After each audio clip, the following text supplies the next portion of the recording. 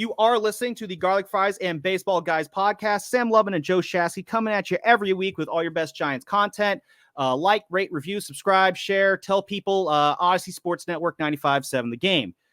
Shasky, I'm really excited to have this conversation with you next because even though you're like, a mere 10 years older than me, I feel like you exist in like a completely different generation of Giants fandom than I do. Okay. So like, for instance, I say, who's your first baseman? You say Will Clark. I say Brandon Belt.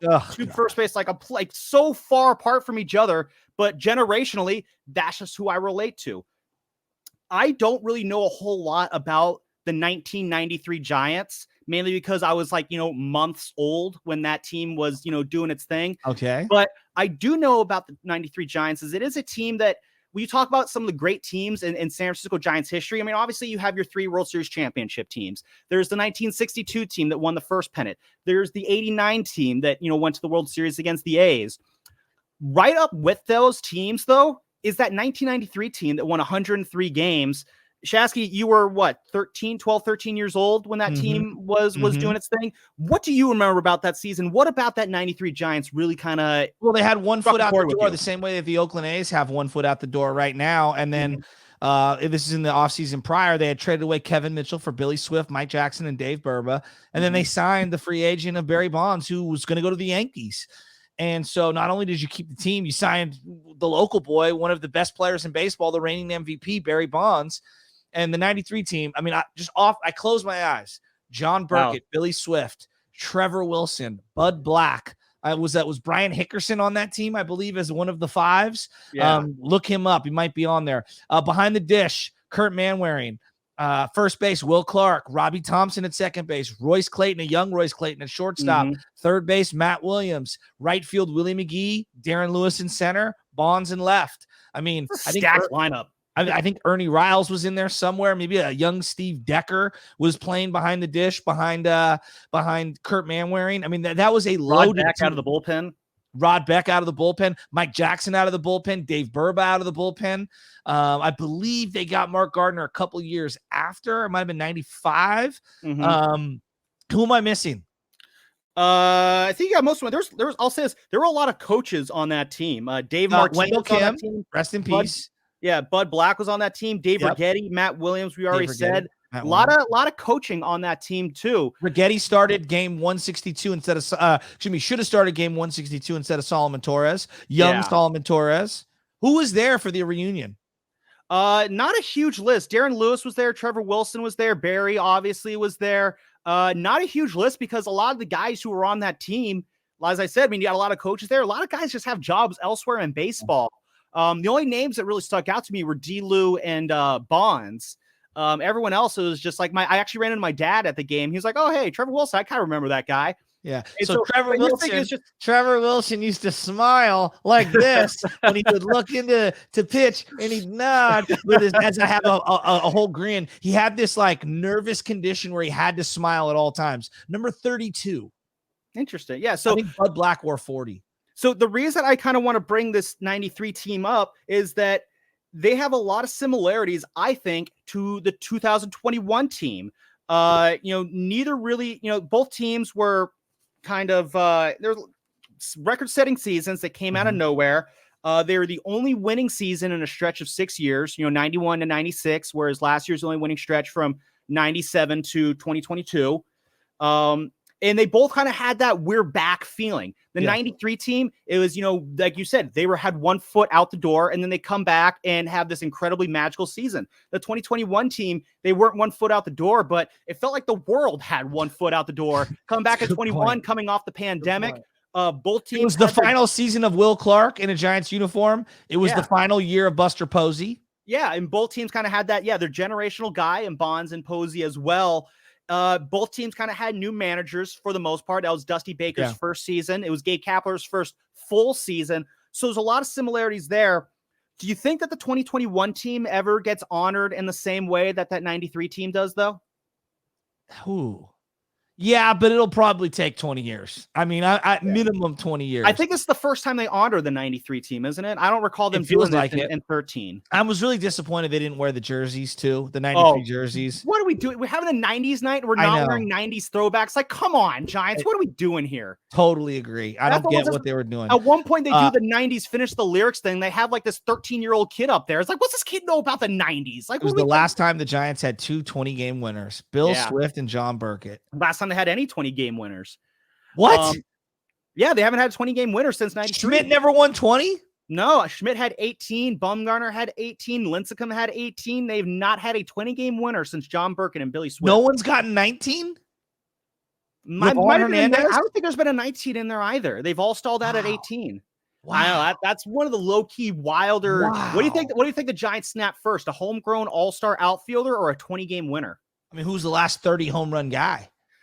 In the Bonds division or the non-Bonds division? I mean, it was Bonds in 2004. You have to go back to 2002 when Jeff Kent hit 30 home runs to find a non-Barry Bonds 21 years since wow.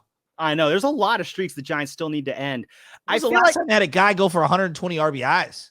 That probably was also Barry Bonds. Again, this is all like any offensive category. When was the last time? It's probably Barry Bonds. Yeah, it's true. But just kind of talk by the way, I'm taking the 93 team. I'm sorry. I'm taking the 93 team all day. I think that's where that generational divide comes in. I feel like that 21 team would probably handle things there because, again, the cheeky thing to say is the 21 team played playoff games.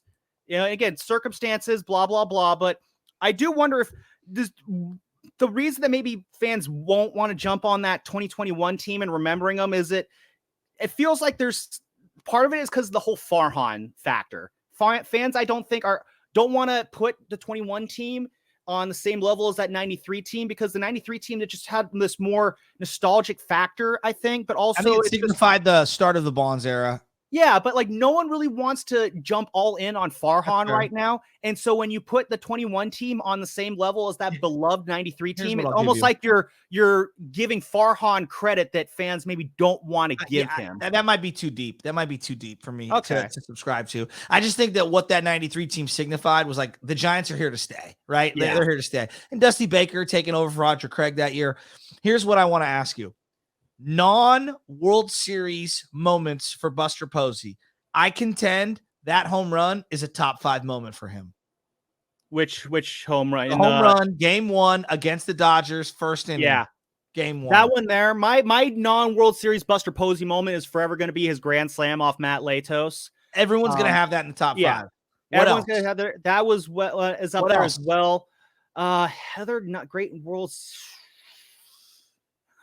Off the top of my head, I mean, the homer off Jansen that earlier that year. That's right. There's that as well too. In the playoffs, I mean, Buster Posey, I mean, he was pretty he didn't have any huge moments in the playoffs. He was just kind of a steady presence in the playoffs. Why? Where are you going with this? Well, I'm just saying, like, I think the one thing that 2021 team has that the 93 team doesn't have, like to your point, like they didn't have the playoffs. That playoff moment, that alone, that Buster Posey moment, I think is one of the greatest. Again, non-World Series winning moment. That's one of my favorite Buster Posey moments of all time. No, I think that's definitely up there. And I think that's off the Dodgers, game 1. The place is going crazy. The water's shooting out of the right field. Like I don't know. Sam, I remember that. No, I think we had to cut a Warrior game at that same time. So it was like kind of dual screening at that time. And so it's like you want to celebrate, but at the same time, Steph just hit a 3. I got to cut this really quick. But I was there with my cousin and my wife, and it was one of the coolest moments I've ever been in sports. I think before we kind of wrap things up here, I guess the one reason why I think that the 21 team maybe doesn't get as much love as the 93 team is, like you said, the 93 team, it was the beginning of something new. Yes, the Giants didn't have another winning season for a couple years after that, but it was the beginning of something new in the Bonds era.